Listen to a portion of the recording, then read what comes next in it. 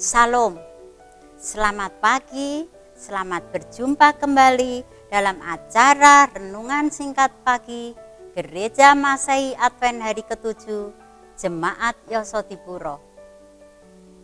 Saudara-saudara yang terkasih di dalam Tuhan, renungan pagi ini kami beri judul Pakaian Pesta. Ayat intinya saya ambil dari Injil Matius 22 ayat 1-14. Tetapi saudara-saudara, mari kita buka, dan tidak akan semuanya saya bacakan. Sebelum renungan ini kami bawakan, mari terlebih dahulu kita memohon tuntunan Roh Kudus untuk berdoa. Mari kita berdoa. Selamat pagi Bapa, Anak, dan Roh Kudus yang bertata dalam kerajaan surga yang maha mulia. Puji syukur terima kasih kami panjatkan kehadirat-Mu ya Bapa, atas berkat-berkat yang telah kami terima sepanjang malam peristirahatan kami, sehingga kami boleh bangun pagi-pagi dengan badan yang segar dan boleh memuji muliakan nama-Mu. Bapa, sebentar kami akan membawakan renungan singkat dari hikmat asal budi dari surga. Biarlah renungan ini yang saya bawakan sesuai dan setuju dengan kehendak-Mu ya Bapa. Biarlah yang mendengarkan boleh terinspirasi dan boleh menjadikan berkat bagi sesama. Ampuni segala dosa kesalahan kami, dalam nama Yesus kami berdoa dan ucap syukur. Saudara-saudara yang terkasih, mengapa bila mana kita diundang dalam satu acara resepsi atau acara-acara yang penting, kita harus mempersiapkan diri ataupun pakaian kita itu? Mari kita kupas satu persatu dalam Injil Matius 22 ayat 1-14, tapi saya tidak akan membacakan semuanya. Perumpamaan tentang perjamuan kawin. Ayat 1, lalu Yesus berbicara pula dalam perumpamaan kepada mereka. Hal kerajaan surga seumpama seorang raja yang mengadakan perjamuan kawin untuk anaknya. Dan ia, ayat 3, dan ia menyuruh hamba-hambanya memanggil orang-orang yang telah diundang ke perjamuan kawin itu. Tetapi orang-orang itu tidak mau datang. Saya lanjutkan kembali dalam acara-acara yang penting. Kita harus persiapkan pakaian kita dan diri kita. Memang benar adanya, saudara-saudara yang kasih. Misalnya saja, banyak sekali kiat orang-orang menjual program pelangsingan, misalnya pelangsingan badan. Para gadis yang akan menikah menjadi target pasarannya. Bagi para gadis di acara TV-TV itu sudah tersedia baju pengantin impian yang indah menawan, tetapi ukurannya lebih ramping, lebih panjang dan tidak daripada badannya dan tidak sesuai untuk ukuran mereka.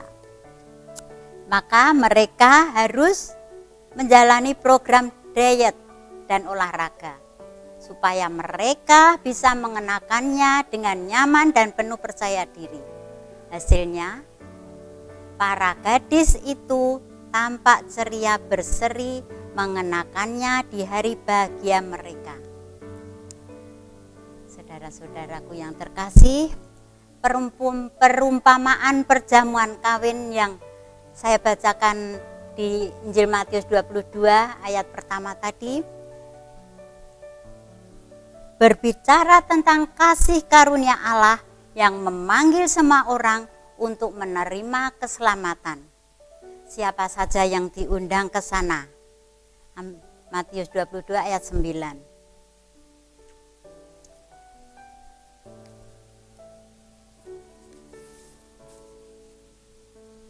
Sebab itu, pergilah ke persimpangan-persimpangan jalan dan undanglah setiap orang yang tamu jumpai di sana ke perjamuan kawin itu. Bukanlah terasa janggal jika ada orang yang tidak mengenakan pakaian pesta lalu ditolak. Jelas, kaum jalanan tidak mengenakan pakaian pesta. Namun, berbeda dari gadis calon pengantin yang harus mengusahakannya sendiri pakaian pernikahannya. Pakaian pesta ini sudah disediakan tuan rumah untuk para tamunya. Dalam Wahyu 19 ayat 8. Dan saya tidak akan membacakan sekarang. Jika ia tetap tidak mengenakannya, ke pesta itu bukan untuknya. Matius 22 ayat 12. Mengapakah kita harus memakai pakaian pesta itu? Matius 22 ayat 12.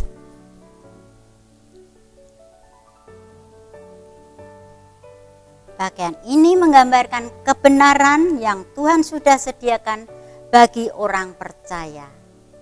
Keselamatan dari Tuhan adalah undangan bagi semua orang.